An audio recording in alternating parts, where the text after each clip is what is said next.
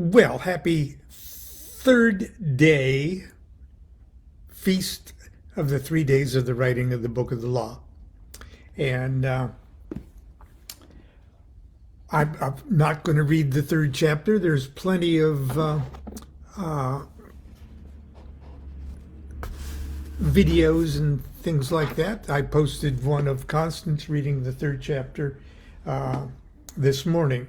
But I am going to talk a little bit briefly today about the contents of the third chapter, because it's the third chapter that freaks most people out and completely turns them off about Crowley. When I first read it, I thought, oh my God, yeah, all the rumors were right. Crowley's the devil. What am I getting into? But anyway, now I've read these couple sentences to you numerous times since March 20th, when we started talking about the Book of the Law and the Holy Days and the new Aeon and things like that. But I'm going to read this again because I can't stress it enough. If you want to seriously consider the significance of the Book of the Law. Crowley writes this in his autobiography, his autohagiography, that the Book of the Law, it reconciles cosmological conceptions which transcend time and space with a conventional historic point of view. So, two things it reconciles. The first place, it announces unconditional truth, but in the second is careful to state that the magical formula or system of principles on which the particular part of the book is based is not an absolute truth, but one relative to terrestrial time of the revelation. So, and the time of the revelation was 1904. It's a strong point in favor of the book that it makes no pretense to settle the practical problems of humanity once and for all. It contents itself with indicating a stage of evolution. In the same way that the Aeon of Isis was a stage in evolution, and the age of Osiris that followed that was a stage in evolution. But each of those also contained with them, and their formula expressed it in an appropriate way for that time, those conceptions of a cosmological nature. So that's why we don't completely throw the baby out with the bathwater of the Isian age, and we don't completely throw the baby Jesus out with the bath, or the baby out with the bathwater of the Osirian formula. But we tweak them. They were tweaked. Okay. Now, when I read the Book of the Law the first time, as I've outlined in many times, I just absolutely fell in love with that first chapter. And the second chapter, it was very practical, and it was a little rough for my my pacifistic, peacenik stage that I still am in, I guess. But the third chapter freaked me the hell out completely. Like I say, oh my God, he's the devil. Oh, geez. And especially when I got to the section that I'm going to read to you right now. And I'm going to read what Crowley had to say about this particular section. It's toward the very end. And it's stout. This is the 3rd chapter. Now, this mystery of the letters is done, and I want to go on to the holier place. I am in a secret 4-fold word, the blasphemy against all gods of men. Curse them, curse them, curse them. With my hawk's head, I peck at the eyes of Jesus as he hangs on the cross.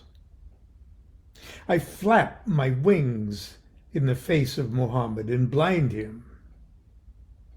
With my claws, I tear out the flesh of the Indian and the Buddhist, Mongol, and Din.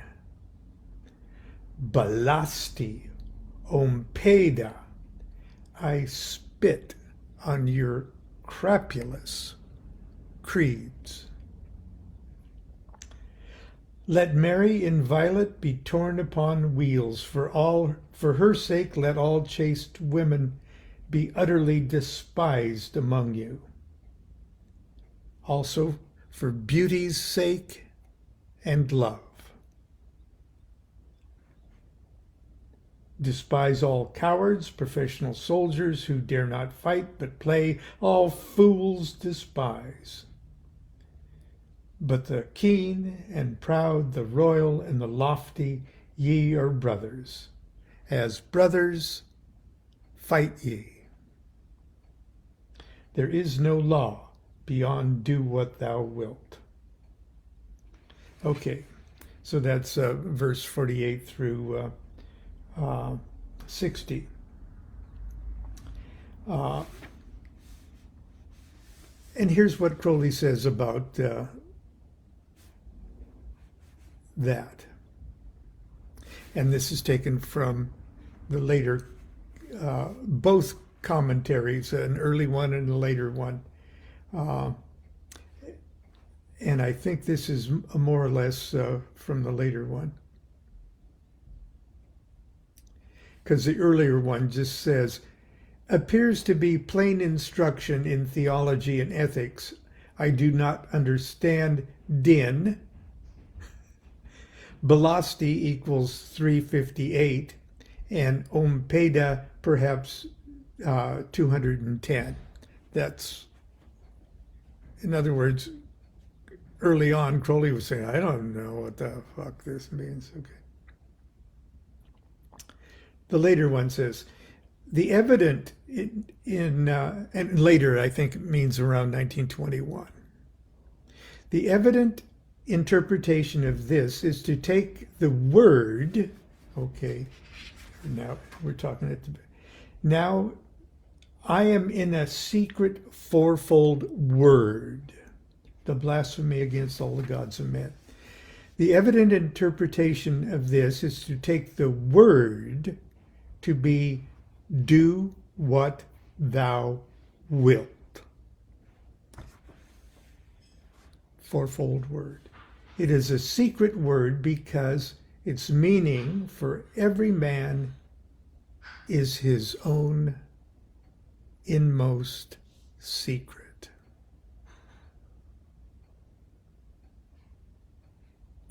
And it is the most profound blasphemy possible against all, quote, gods of men, because it makes every man his own God. We may then take it that this solar phallic Raha is each man himself, as each independent cell in our bodies is to us, so is each of us to Haru Raha. Each man's child consciousness is a star in the cosmos of the sun, as a sun is a star in the cosmos of Nuit. Are we to consider carefully, we are to consider carefully the particular attack Haru Raha against each of these gods or prophets. Okay, curse them, curse them, curse them.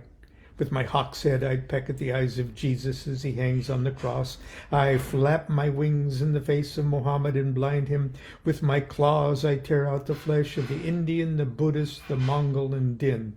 Balasti Pedai, spit on your crapulous creeds. Okay, we are to consider carefully the particular attack of Haru Raha against each of these gods or prophets. For though they be or represent the magi of the past, the curse of their grade must consume them.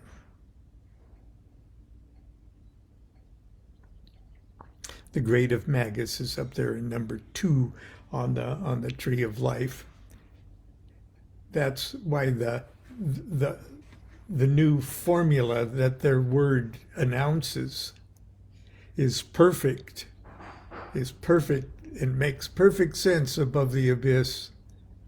But as it passes through the prism, if the light of the word passes through the prism of the abyss and is split up and is interpreted by all the ears below the abyss, it turns a verse. So like if the word of the magus of an aeon is white, white, white, the word is white, white, and as it passes through the abyss, it goes white, white, white, blah, blah, black, black, black. I have fun doing that. Okay.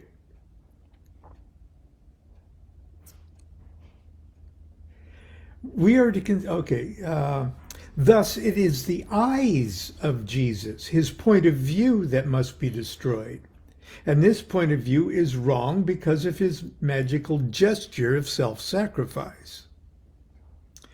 One must not for a moment suppose that this verse supports the historicity of Jesus.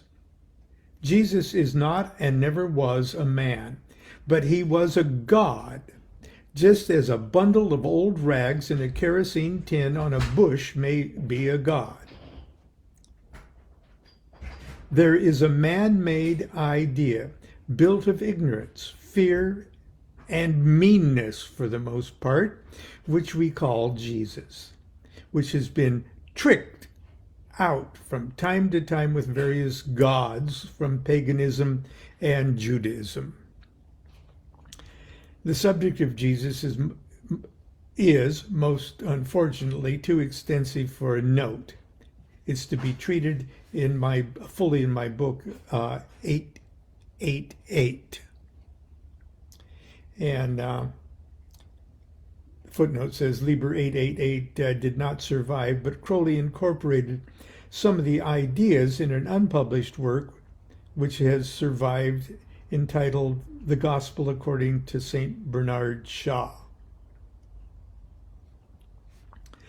Muhammad's point of view is wrong too, but he needs no sharp correction as Jesus.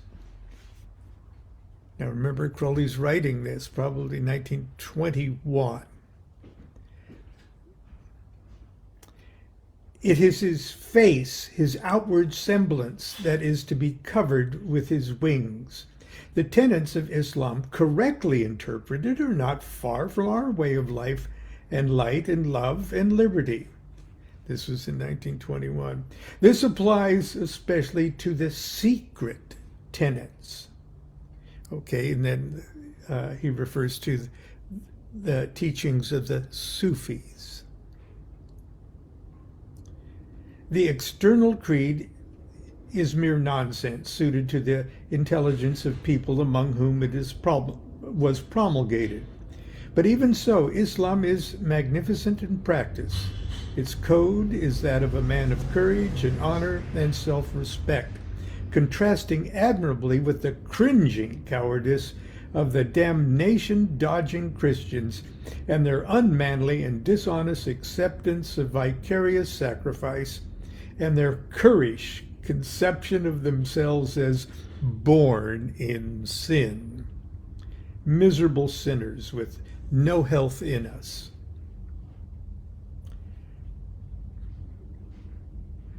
Well, that brought out Crowley's, personal feelings there.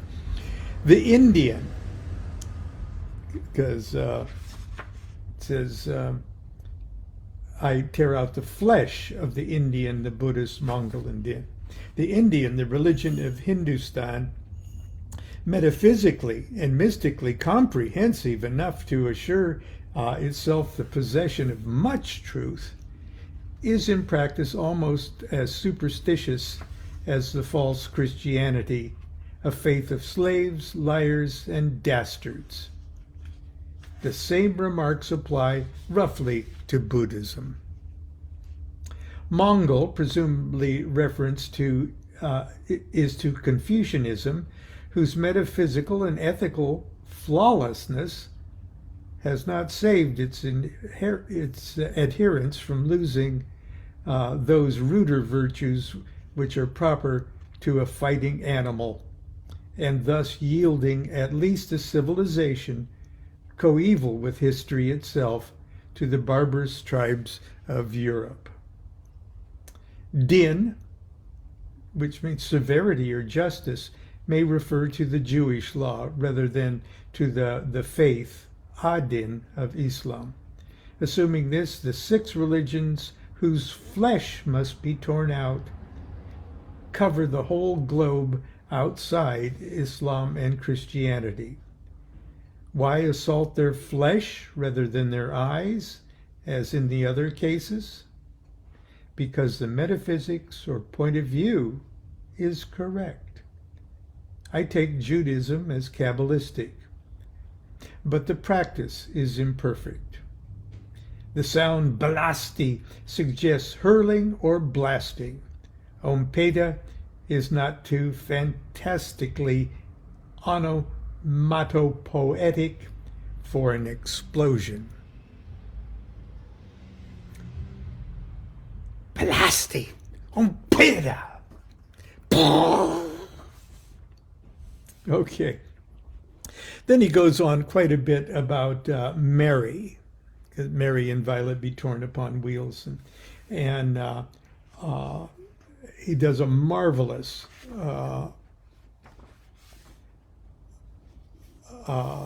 exegesis on that line about the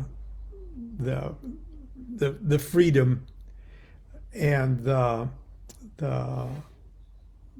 qualities of a modern polemic womanhood, if you will, and it goes on for quite a bit, and it kind of deserves a tale of its own.